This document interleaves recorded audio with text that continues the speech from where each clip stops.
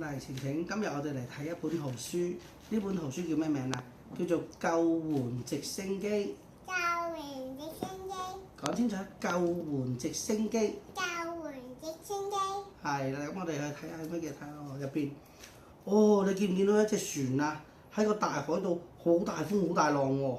咁咧，佢就隻船個船長就喺度講咩啊？救命！救命！救命！救命！請派來救援直升機。請救援直升機。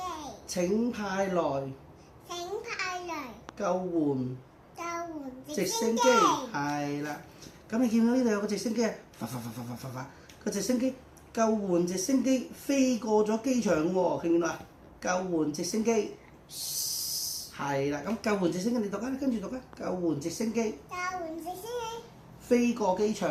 飛過機場。講清楚，救援直升機救援直升機。飛過機場。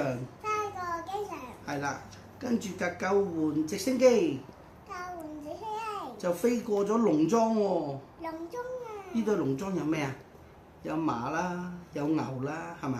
有。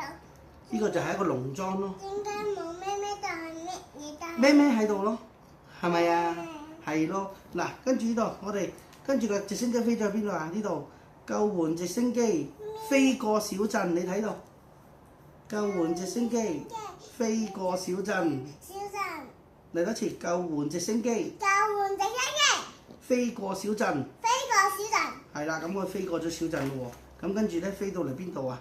咁啊，跟住救援直升機救援直升機。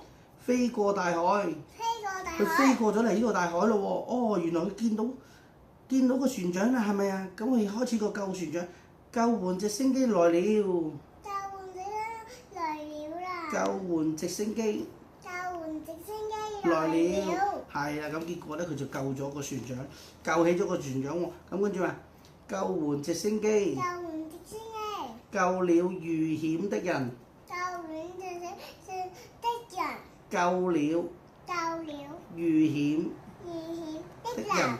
係啦，咁結果呢個直升機救援直升機就救咗啱啱爭啲俾大海浸親、俾水浸親嘅船長喎，係咪啊？係咯，呢個故事就講到呢度啦。咁我哋講完啦，我哋再睇個第二本啦，好冇？